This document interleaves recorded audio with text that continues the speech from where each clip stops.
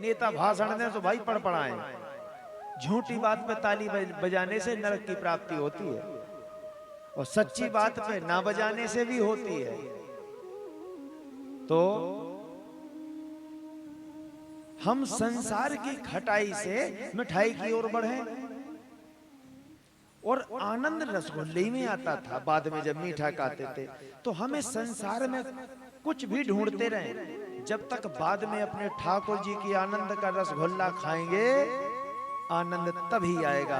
तुम कितना कुछ भी खा लो आनंद रसगुल्ले में आएगा। तो हम लोग पंक्ति में बैठ के खाएंगे नहीं जब तक जय सीताराम नहीं बोलेंगे। सब लोग बिटिया वाला आएगा या लड़का, भैया अब सब लोग भोजन। देखिए यह है अतिथि। भैया हाथ जोड़ के कहते थे भैया आप पंक्ति शुरू की जाए, तब सब लोग भोजन करना शुरू करते थे। कोई हाथ नहीं धोता था यदि कोई एक रह गया। यह है संगठन। अगर कोई रह गया तो हाथ नहीं धोते थे, हाथ भी धोएंगे जब एक दूसरे को देख लेंगे। समर्पण भाव इतना था कि लोग एक दूसरे को देखते थे, भैया भैया यहाँ सब्जी करो, कहाँ सब्जी करो, देखो ये है परहेज। तो वो बनता था भंडारा। उस भंडारे में सिर्फ बैगन की सब्जी और ठुर्रू बूंदी, सब्जी और बूंदी और पूड़ी, बस। जो आनंद इतने खाने में आता था वो आज बफरों में नहीं आता। अब देखो बफर में तो टूटी माला मिलेगी, जो पंक्तिबद्ध बैठते थे ना वो नहीं मिलेंगे। टूटी माला, टूटी माला मतलब कोई मोती कहीं ढड़क रहा तो कोई मोती कहीं ढड़क रहा है। एक्सीडेंट का बड़ा खतरा होता है। अपनी अपनी थाली लिए हाथ में, कब कौन टकरा जाए, कपड़े गंदे हो जाएं। और तो क्या कहें हम, बफर ने अच्छे बड़े बड़े लोगों को भिखारी बना दिया।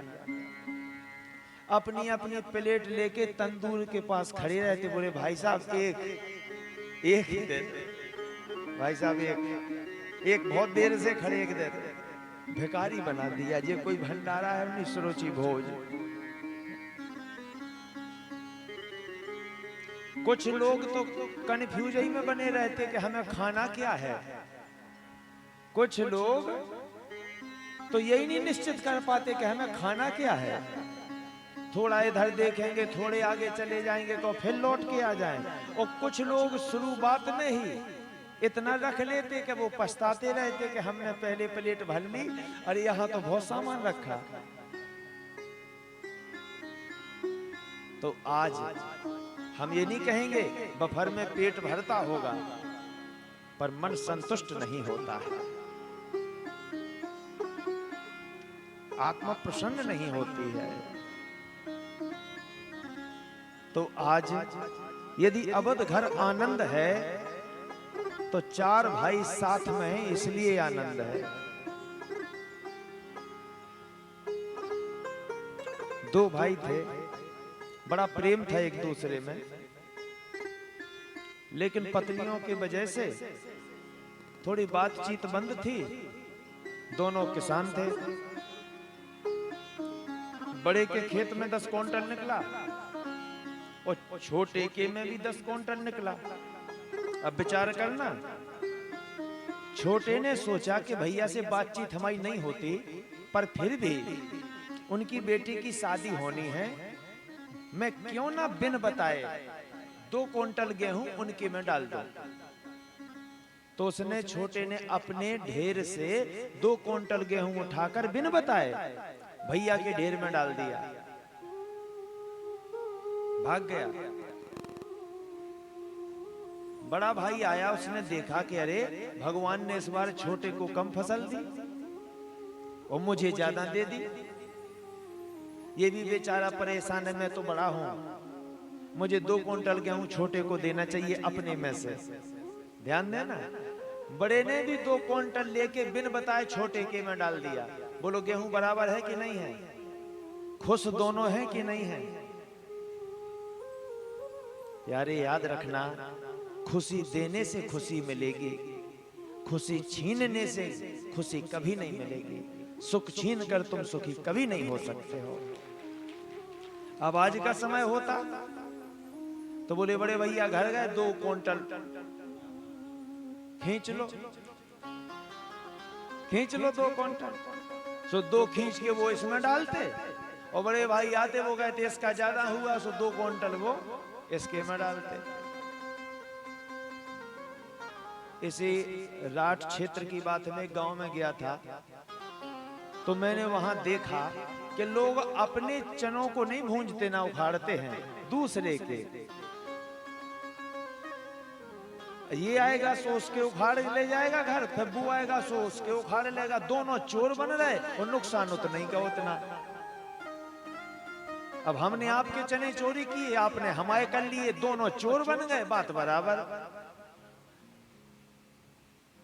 बराबर है। तो हमें अपनी सोच बदलनी है, हमें अपने विचार बदलने हैं। रामचरितमानस है समाज परिवर्तन, समाज व्यवस्था। अच्छा, अब बहुएं तो घर में आ गई हैं, तो सासो माता राखो नयन पलक की नहीं। बहू को कैसे रखना चाहिए?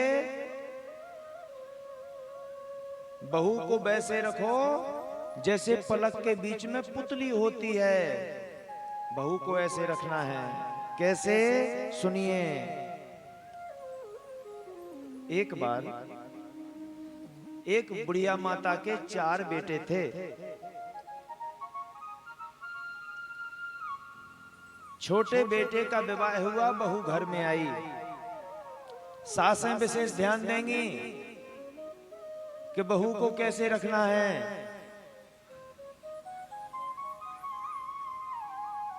पहले दिन भोजन बनाया बहू ने, मिर्च थोड़ी ज्यादा डाल दी।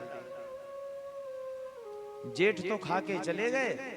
अब जब पति आया, वो पति ने खाई, मिर्ची ज्यादा लगी तो बड़ी जोर से चिल्ला के बोला, माँ ये आज भोजन किसने बनाया, इतनी मिर्ची डाल दी? माँ बोली मैंने बनाया। बोल क्या बात है? बेटा शांत हो गया, बहू सब सुन रही थी। बेटा शांत होकर चला गया। बहू आई, बोली माँ भोजन तो मैंने बनाया, मिर्ची मुझसे ज्यादा हो गई, पर अपराध आपने ले लिया। तो सिर पे हाथ फेर करके सास बोली, बेटा अभी तू नई आई है, यदि दूध भी आप जमाएंगे तो जमने में समय लगता है। ऐसा नहीं है कि दूध डाला और जम गया। जब दूध जमने में समय लगता है, लेकिन आप जब दूध जमाते हो तो बार बार उंगली डाल के नहीं देखते जमा है कि नहीं जमा, ये तो नहीं देखते ना, विश्वास से जमा देते कि जमेगा, समय लगेगा। अब जब नई घर में बहू आई है तो उंगलियां मत करो, समय दो, उसे भी घर में जमने में समय लगेगा। आते ही ना सब हुक्म पेलने लगो। तो सिर पे हाथ घुमा के, बेटा तू नई आई है, समय लगेगा, सब सीख जाएगी। अब यदि मैं तेरा नाम लेता तो वो गुस्से से तुझे पीटने लगता, इसलिए मैंने ले लिया कि मैंने बनाया, तो वो चुप हो। बेटा चिंता मत करना, सब धीरे धीरे ठीक हो जाएगा। अब बताओ बहू को प्रेम होगा सास से कि नहीं होगा? होगा ना। अब आज की माता जी हो और अगर बेटा चिल्लाता कि ये भोजन किसने बनाया, तो माँ क्या कहती, वो बैठी मत आई, चलो जा वहां, हमारे ऊपर आ गया तन्नाते हुए, हमने थोड़ी बनाई। डुकरिया जब तक पिटवा ना देती बहू को तब तक चैन ना मिलता। तो अब सोचो, बहू को प्रेम हो जाता, बहू के अंदर भी नफरत भरती, द्वेष भरता। तो प्रेम जबरदस्ती नहीं मिलता। कई औरतों की शिकायत है, गुरुजी हमारे बे हमें नहीं चाहते हैं, तो गुरुजी चबवा दें क्या? ये आप करो ऐसे युक्ति, जब जानवर बस में हो जाते हैं तो ये तो इंसान हैं, ये तो गैर भी नहीं, तुम्हारे पति हैं।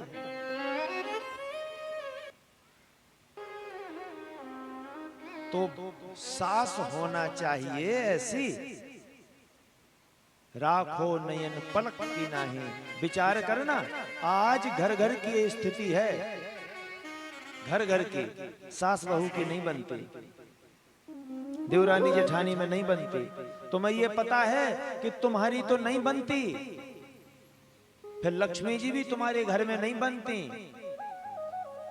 आएगा पैसा जाएगा, तुम रोक नहीं पाओगे, कोई काम नहीं बनेगा। कारण विचार करना, बेटी चाहे जैसी हो उसकी कमियां तुम ढांकते हो, और बहू अच्छी भी हो तो तुम कमी निकालते हो, क्योंकि जिससे नफरत होती है उसकी कमी नजर आती है, और जिससे प्रेम होता है उसकी अच्छाइयां याद आती हैं। अरे मैं तो प्रमाणित भी इस बात को कर दूंगा, अगर किसी व्यक्ति से आपका झगड़ा हो जाए और कोई उसकी चर्चा करे तो तुम ही कहते बोले अब उनकी चर्चा मत करो। देखो, क्योंकि अब तुम्हारी बुराई हो गई, सब तुम पसंद नहीं करते हो उनकी चर्चा सुनना, ये सबसे बड़ा कारण है। अब विचार करना, दमाद अगर बेटी के कहने में चले, हमो दमाद बड़ो हीरा है, दमाद अगर बेटी के कहने में चले तो दमाद बड़ा हीरा है, और लड़का यदि बहू के कहने में चले तो बहुत बड़ा पींदा है। अब बोलो गलत बात है जी? नहीं, या तो न्याय करो। फिर अगर दमाद बेटी के कहने में चले वो अच्छा होता है, तो बेटा भी बहू के कहने में चले वो भी अच्छा होता है। या फिर वहां कहो कि हमारे दामाद को बेटी के कहने में नहीं चलना चाहिए, बेटी तुम्हें दामाद जी के कहने में चलना चाहिए, तब तुम यहां कहो भगवान कहते हम फिर तुम्हारा साथ देंगे। ये बड़ी गलती होती है। हम बेटी की बुराई कभी मोहल्ले में नहीं करते, हम बेटी की बुराई कभी मोहल्ले में नहीं करते। बस मोहल्ले में बुराई मिलेगी तो सिर्फ बहू की।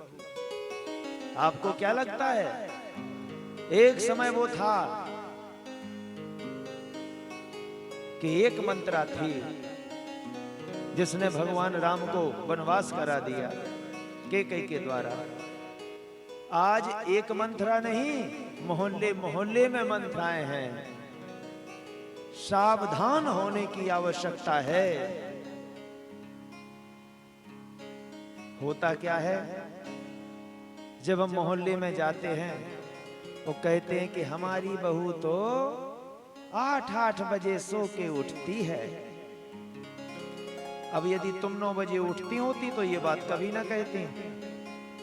अब तुम 6 बजे उठती हो इसलिए बहू बुरी लग रही है। अब जो मंत्रा को तुमने सुनाया है, अब बहू तो देख ही रही है कि मोहल्ले में तुम किसके घर गई हो।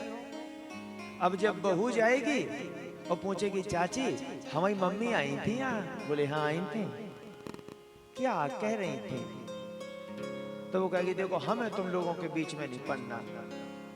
अब का ये कह दो, का ये कह दो कि कुछ नहीं कहा, तुम्हारी तो वो प्रशंसा कर रही थी। ये तो हनुमान जी का काम है, पर वो ये नहीं कहेंगे हमें नहीं पढ़ना किसी के बीच में, हमें क्या लेना देना, तुम जानो तुम्हारा काम। भाई बताओ तो चाची क्या कह रही थी, खाओ हमारी कसम के तुम क्यों ना खाओ उसे, खाओ हमारी कसम। बोली चाची तुम्हारी कसम नहीं कही किसी से। अब देखो कसम में बांध दिया, बंधन में बांध दिया कि तुम मतलब पूछ भी नहीं सकती हो कि क्या कहा, भले ही सास ने ना कहा हो। अब जोड़ा पुण्य पूरा 40 बनाया उनने, कह रही थी बहुत नकटी है, 9-9 बजे तक सोती, कुंभकर्ण की औलाद। अब 4-4, 5-5 और जुड़ाती। हमें तो सकन नहीं देखना, हम तो कहते बच्चे से छोड़ दे दूसरा करा देंगे। अब भरा उसमें। अब जब बहू के अंदर इतना जहर भर जाएगा सास के प्रति, तो बताओ फिर प्रेम होगा कहां से। अब बहू गई घर तो सास से बातचीत बंद, क्योंकि जो इतना कहेगा उससे बातचीत क्यों करें। अब सासू माता आई काहे, बहन बहू आई थी तुम्हारे यहाँ, क्या कह रही थी, देखो अब रहने दो, अब जो कहीं ठीक है हमें नहीं बताना। अब सास ने तो बोले सुनो कसम है हमारी अगर तुमने बहू से कहा तो। सास बोली तुम्हारी कसम नहीं बताएंगे। बहू बस यही कह रही थी कि जब मरत नहीं है डोकरिया, भगवान सुन ले की, हमें तो आंखन नहीं देखने, बस इतनी बात कही और कछु देख कही क्यों ना। अब देखो आप आपको बताएं, अगर हम और आप में फूट ना होती तो हमारा देश भी गुलाम ना होता। दीवाल में अगर सांस ना हो तो पानी जाने को ना मिले तो घर कभी गिर नहीं सकता।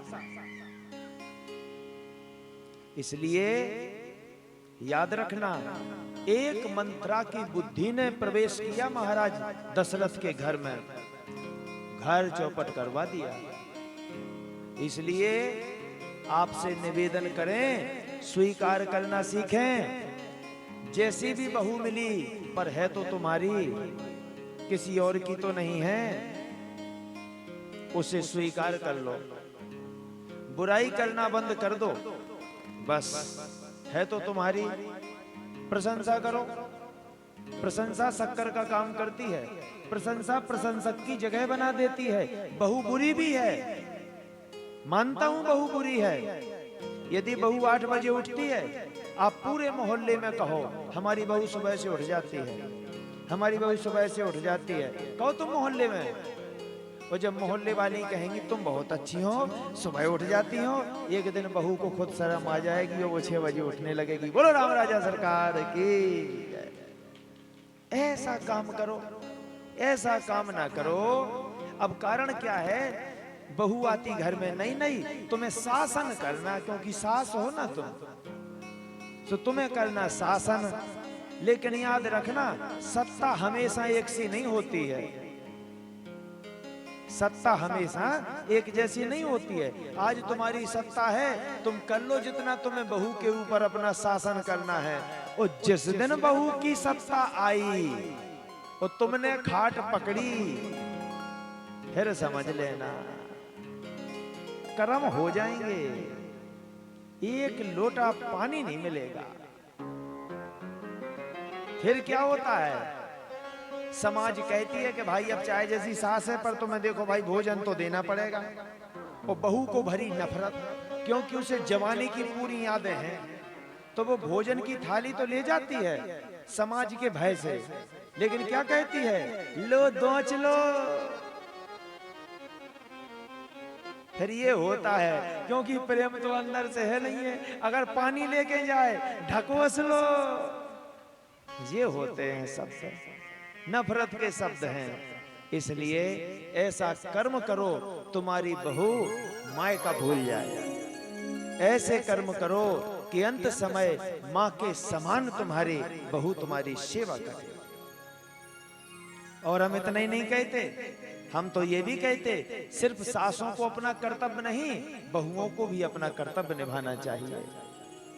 तुम्हारे माता पिता ने तुम्हें दान कर दिया और जहां भेज दिया वही तुम्हारे माता पिता है, तुम्हें वो स्वीकार कर लेना चाहिए। ये नहीं कि बस रात दिन फोन मायके में लगा, यहां सास को बुखार चढ़ा और फोन मायके में लगा, ये बिल्कुल गलत बात है। फिर याद रखना, भगवान के यहाँ देर है अंधेर नहीं है। तुम्हारी बहू भी ऐसी आएगी कि तुम भी एक लोटे के पानी के लिए तरसोगी और तुम्हारी बहू भी माई के फोन लगाए रहेगी, तब तुम्हें समझ में आएगा। मैंने एक अपने गांव की बात है, एक बहू अपने सास को पीटती थी, मैंने स्वयं देखा अपनी आंखों से, और उसे पीट पीट कर भगा दिया था। तो वो ओरछा में जाकर राम राजा के मंदिर में बस वहीं रोती थी और कहती थी प्रभु न्याय करना, और उसने वहीं अंतिम सांस ली। समय आगे बढ़ा, जब उस बहू की बहू आई तो उसकी बहू ने उसे पीटा और उसे भी घर से निकाल दिया, तो फिर वो भी ओरछा में बैठ के रोती थी। देखो भगवान के यहां देर है अंधेर नहीं है। नाहि कश्चित क्षणमपि जातु तिष्ठत कर्म कृत, एक एक कर्म का हिसाब भगवान के पास है और वो आपको भोगना ही पड़ेगा, चाहे आप कुछ भी कर लो। तो बहू को क्या करना है, विचार करना। एक बहू थी, अपने पति से बोली कि सबकी बाई है, अब हमारी बाई का है नहीं है। तो पति बोलो कि अब हमारी बाई मर गई, दद्दा भी मर गए, तो बाई कहां से आ जाए? हाँ हमें तो सास चाहने, देखो सबकी सास हैं, हमें सेवा करने सास की। आदमी बोलो पागल, जब दद्दा ही मर गओ तो अब तो दूसरा की भी गुंजाइश नहीं है। वो पागल ऐसी बातें मत किया कर, बाई चाहने बाई चाहने, कहां से ले आए हम बाई? हमें तो बाई ले आओ, तुम चाहे जहां से ले आओ, हमने तो रोटी ना बनाए। आदमी बड़ा परेशान, आदमी गो बढ़ई के पास, बोले भैया घर वाली बड़ा परेशान करें, बाई चाहने बाई, हम कहां से ले आए बाई? बड़ा ही बड़ा कलाकार, बोले कठुआ की बना दें? बोलो, बोले भैया बना दो। सो एक कठुआ की डोकरिया बनाई और पति लेके आया और पत्नी से बोला ले जा है बाई, खुश हो गई है, बोले चलो कठुआई की सही। साड़ी पहनाई, ब्लाउज पहनाया, बढ़िया बाल आल लगा दिए। अरे बोले बाई खा क्रीम पाउडर तक लगाए हम। अब एक कमरा, पति बोला जी और एक नई आफत हो गई, अब एक कमरा वही में बाई खा घुसने। पति बोला सुन जा अपनी बाई छत पे बैठा, एक ही तो कमरा है। तो बहू बोली कि ठीक है भाई, अब तक तुम गम खाइयो देखो। सो छत पे बैठा दिया और सीढ़ी नहीं थी, नशे नहीं लगी थी। सुबह से जाए बड़े सुबह, भाई पानी पी लो। सो एक गिलास पानी दे दे, तुरंत जा, रुको भाई हम चाय बना के ले आए। एक कप चाय बाई के पास रख दे। बाई तुम्हें नहवा दे, स्नान कराए, बाई के कपड़े बदले, भोजन की थाली ले जा करके बाई पहले तुम खा लो, हम बाद में खाएं, जो बचे सो खा लें। सो बाई के सामने रख दे, आंखें बंद करके बाई तुम खा लो, तुम तसल्ली से खाओ, कोई दिक्कत नहीं है, बस ले आओ अब हम खा लें। फिर वो खा ले। मोहल्ले में जाए, भाई रामकली को बोला हुआ आओ, जाने कि नहीं जाने? देखो सम्मान रिस्पेक्ट, देखो जो जेठे बड़ों से पूछ के जाना चाहिए वो कर रही है। वो भाई चले जाए, ठीक है जा रहे हैं, चली जाए। भाई लाओ माहौल लगा दें। पति बोलो कि जब दद्दा मर गए तो कम से कम बिछिया तो ना पेरा, मांग तो ना भर, तुम चुप रहो, तुम्हें क्या परेशानी है? ना बाई खान दिक्कत ना हमें दिक्कत। पति बोलो भाड़ में जा, जो करना हो सो कर। ऐसी तन्मयता हो गई कि वो यही भूल गई कि कठुआ की है, वो तो यही सोच रही हमारी सास है, सीधी बात। एक दिन मिश्रा जी आई आंधी, तो बाई हो गई गायब। अब रोई बहू, भाई तुम कहां चली गई? भाई हमारी सेवा में कौन सी कमी रह गई जो तो हमें छोड़ के चली गई? भाई आ जाओ, नहीं तो हम छत से कूद जाए हम। भाई आंधी बोले मरना। अबे आंधी आई थी सुबह तई को कौन खड़ेरा में डरी होगी, काहे को परेशान हो रही कि भाई भाग गई भाग गई। कहां भाग गई? कहीं नहीं भाग गई। देख आ जाओ, उतर के नीचे आ जाओ, हम दिखवाते। सो नीचे उतरी और जैसे ही पति ने पकड़ा, चल देखा है पीछे, और जब खड़ेरा में देखा तो उस खड़ेरा में रखी थी एक बड़ी कुठिया। अब किसी का घर होगा पुराना, सो कुठियां उठियां पड़ी थी। बाई ऊपर गोड़े करें दो और नीचे मुंह। अरे बाई बेडरी, बाई बाई जल्दी पहुंचे, अरे कुठिया फोड़ो कुठिया फोड़ो, बाई खन लग गई हुए देखो भाव। पति बोलो इसके मां परेशान है। अरे काय को चिल्ला रही? कठुआ में थोड़ी कोई टूट फूट होती है। अरे यहाँ तुम बाई को निकालो जल्दी, तुम नहीं चाहो तो बाई काम जानत है। जैसे तैसे करके कुठिया फोड़ी, और कुठिया फोड़ी तो उसमें निकला 8 किलो सोना। क्यों? क्योंकि वहां जो चोर चोरी करते थे वो उसी कुठिया में रखते थे चुरा चुरा के सोना। और जब कुठिया फोड़ी तो 8 किलो निकला सोना। बहू ने तो अपनी सास को उठाया और पति ने वो सोना उठाया। बोले जय हो भाई तुम्हारी, आनंद कर दिया तुमने। बढ़िया भवन बनवाया, उसमें कठवा की बाई को विराजमान करवाया। और ये महाराष्ट्र की है सच्ची बात। तो याद रखना, भगवान कहते हैं, सोचो जब एक पत्थर की मूर्ति में भगवान का भाव रखने से वह मूर्ति तुम्हें फल देने लगती है। एक कठवा में बहू ने अपनी सास के भाव को रखा तो उस सेवा की मेवा से घर की गरीबी मिट गई। तो तुम्हारी तो सास मास की बाई बैठी घर में, तुम्हें तो कहीं से कठवा की भी नहीं ले आने। यदि तुमने अपनी सास की सेवा की मन से, वही दोच लो ढकोस लो वाला सिस्टम नहीं, मन से अगर तुमने सेवा की तो ये याद रखना, सास ससुर की लौकिक संपत्ति तो तुम्हें सरकार भी दिलवा सकती है, पर अगर सास ससुर ने तुम्हें आशीर्वाद नहीं दिया तो तुम्हारी फसल में ओरे गिरते ही रहेंगे। और यदि तुम्हारे सास ससुर ने आशीर्वाद दिया तो जो 10 बीघा में निकलता है वो 2 बीघा में निकलेगा, वही चीज तुम्हें फलेगी। और ये तो क्रम भी है, जैसा तुम अपने सास ससुर के साथ बर्ताव करोगे, भगवान कहते वैसा ही बहू तुम्हारे साथ करेगी। अब आप कहो गुरुजी ये किताबी ज्ञान है, किताबी ज्ञान नहीं है ना, और ना मैं इसलिए कह रहा हूं कि अपना यश बताने के लिए, पर मैं व्यासपीठ से वही बोलता हूं जो मैंने अनुभव किया हो। जैसे मैंने अपने भाई से बंटवारा नहीं कराया, जब बेटा से बंटवारा नहीं होता तो भाई से क्या बंटवारा कराएं, क्योंकि रामचरितमानस में यही लिखा है, राम जी ने भरत से बंटवारा नहीं कराया तो भगवान ने हमें 10 गुना दिया है। तो हम आपसे निवेदन करेंगे, ये बताना चाहेंगे, कभी भी 1-2 बीघा पे भाई से झगड़ा मत करना।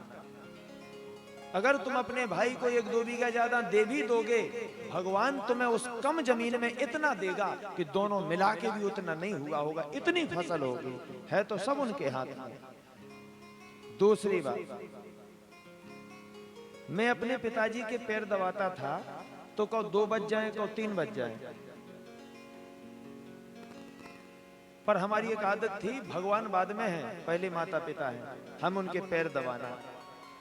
तो मैंने पैर दबाए, तो अब देखना भगवान का न्याय, मेरा बेटा जब तक पैर रोज नहीं दबाएगा तब तक वो अपनी ऑनलाइन क्लास अटेंड नहीं करेगा। मैं तो नहीं कहता हूं ना, लेकिन जो मैंने बोया है तो वो मिलेगा। भगवान के यहाँ देर है अंधेर नहीं है। इसलिए यदि आपने अपने माता पिता की सेवा की तो आपकी भी सेवा होगी, ये 100% गारंटी है। ऐसा ना हो अब पछताएं होत क्या, जब चिड़िया चुग गई खेत। जब तुम्हारी बहू तुम्हें ठोल मार मार निकाले, उस समय फिर कोई उपाय नहीं है, क्योंकि तुमने भी अपने बुजुर्गों की सेवा नहीं की थी। अब तुम कहोगी गुरुजी तुम्हें क्या पता हमारी बाई कितनी हत्यारी है, हम मानते हैं। तुम कहोगे हमारी सास बहुत बुरी है, हम मानते हैं। तुम्हारी सास बुरी हो सकती है पर तुम तो नहीं हो। सास बुरी है पर तुम बुरे तो नहीं हो, तुम अच्छे बन के दिखाओ। अच्छाई ही बुराई को दबा सकती है। मैंने माना बहू बुरी है पर सास तो अच्छी बन के दिखा सकती है ना। लेकिन समस्या कहां है, तुम्हें सुधरना नहीं पर बहू सीता जी जैसी चाहिए, और बहू को सीता नहीं बनना पर सास कौशल्या जैसी चाहिए। समस्या है ये। पुत्र सबको श्रवण कुमार चाहिए, पुत्र सबको श्रवण कुमार जैसा चाहिए, पर पति श्रवण कुमार जैसा ना हो। मतलब पति माता पिता की सेवा ना करे, जितने जल्दी हो सो पिंड छुड़ाओ, बस हम तुम रहो, हम तुम। याद रख लेना, सास ससुर को छोड़ के रह लो शहर में कमरा लेके, हम तुम रहना। और जिस दिन तुम्हारा बेटा तुम्हारी बहू को लेके रहेगा उस दिन तुम बचोगे, वो कोई नहीं तीसरा बचेगा। इसलिए घर बनाना सीखो, अकेला मकान बनाने से कुछ नहीं होगा। तो आज माता कौशल्या चारों बहुओं को अपनी बेटी के समान मानती और घर में बड़ी सुमति है कि जहां सुमति तहां संपत नाना, तहां कुमति तहां विपत निधाना। घर में आप सुमति रखिए, देखिए जीवन में आनंद कितना होता है। आज मंथरा ने आके केकई की बुद्धि को दूषित किया। केकई ने महाराज से आज कोप भवन में जाकर रोने लगी और महाराज सोचते हैं कि अब क्यों नहीं हम अपने ज्येष्ठ पुत्र को राजगद्दी पर बिठाएं। ये विचार किया। अच्छा एक बात बताइए, सबसे पहले यहाँ के बाल सफेद क्यों होते हैं? कान के पास के। दशरथ जी ने भी अपने कान के पास के बाल देखे और बोले अब हमें राम को राज दे देना चाहिए। अच्छा इधर के क्यों नहीं होते? इधर हो जाएं पहले या पीछे हो जाएं या इधर हो जाएं, एक कान ही के पास क्यों होते सफेद? इसका भी एक कारण है। कान के पास के बाल कहते हैं कि तुम बाल थे और हम बाल थे, तुम बाल थे और हम बाल थे, लेकिन हमने तो समय देख के बदल लिए। हम तो समय को देखकर बदल लिए, पर तुम कब बदलोगे? सफेद रंग है परमात्मा का और काला रंग है दुनिया का। तो हम बाल तो समझ गए कि अब भगवान की ओर मुड़ना चाहिए, तो हमने तो अपना सफेद रंग स्वीकार कर लिया, लेकिन तुम कब सफेद रंग स्वीकार करोगे? यानी तुम कब भगवान का? इसलिए वो कान में कहते ही ये बात, इसलिए कान के पास बाल सफेद होते हैं सबसे पहले। तो आज तैयारियां हैं, लेकिन आज की रात्रि ही ऐसी है। आज महाराज दशरथ गए कोप भवन में, तो क्या कह रही है केकई?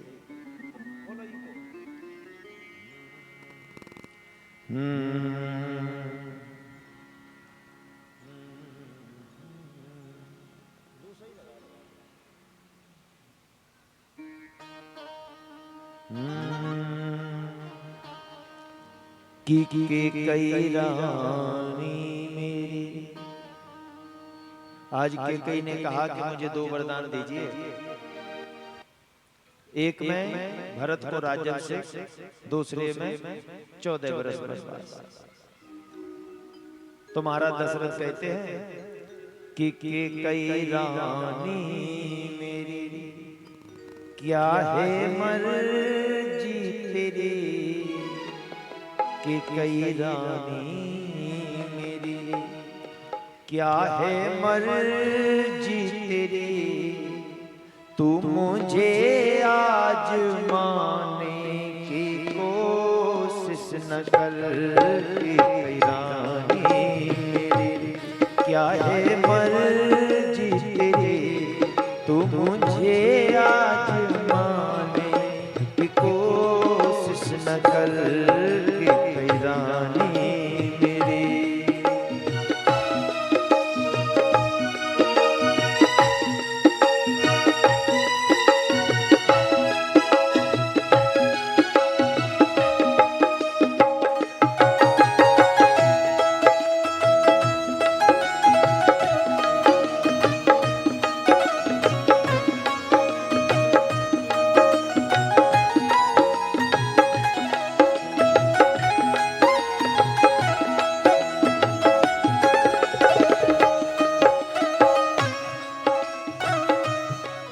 तूने मांगे जो 2 वरदान हैं, तूने मांगे जो 2 वरदान हैं, कि ये संकट मेरे प्राण हैं।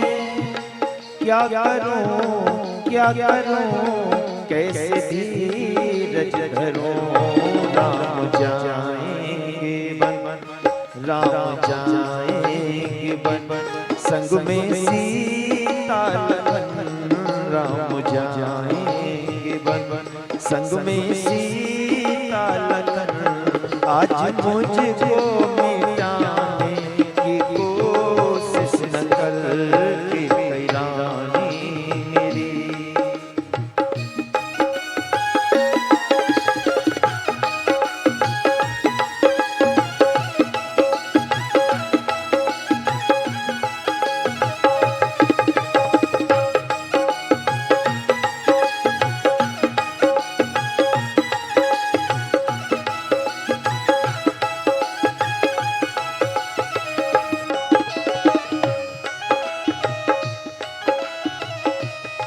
राम के बिन ना मैं जी पाऊंगा, राम के बिन ना मैं जी पाऊंगा, उनसे होके अलग मर जाऊंगा। हे प्रिया कैसे मेरी प्रिया, राज दे भरत को मुझे गम नहीं, राज दे भरत को मुझे गम नहीं, राम को बन पठाने की कोशिश न करके कई रानी मेरी। क्या है मर्जी तेरी कई रानी मेरी, क्या है मर्जी तेरी तू मुझे की कोशिश न करके कई रानी मेरी, होके कई रानी मेरी, होके कई रानी मेरी। आज के कई ने साफ साफ कह दिया कि ये कह दो ना जो कहते रघुकुल रीति सदा चले आई, प्राण जाए पर बचन न जाए, एक बार कह दो। महाराज दशरथ बोले नहीं, ये हमारे रघुकुल की परंपरा है, जो मैंने वचन दिए हैं। 2 वचन थे आज तुमने मांग लिए, पर यह समझ लो कि तुमने मेरी मृत्यु को निमंत्रण दे दिया है, क्योंकि राम के बिन मैं नहीं जी पाऊंगा। केकई ने एक नहीं सुनी। आज गिरते उठते अपने भवन में गए, कहा राम को भेज दो। सारी तैयारियां अयोध्या में चल रही हैं कि कल सुबह होते ही, प्रातः होते ही राज्याभिषेक होगा राम का। सारी प्रजा बड़ी प्रसन्न है। प्यारे कथा संकेत करती है कब समय क्या दिखा दे, कुछ कहा नहीं जा सकता। इसलिए कभी उम्मीदें मत पालना, क्योंकि उम्मीदें होती हैं हमारे मन के मुताबिक और होता है सब भगवान के मुताबिक। इसलिए उम्मीदें मत पालो। पूरी हो गई तो खुश हो जाओगे, नहीं हुई तो दुखी हो जाओगे। इसलिए भगवान राम ने जीवन में स्वीकार करना सीखा। बन मिला तो स्वीकार कर लिया, और जो व्यक्ति स्वीकार करता है वही बन जाता है।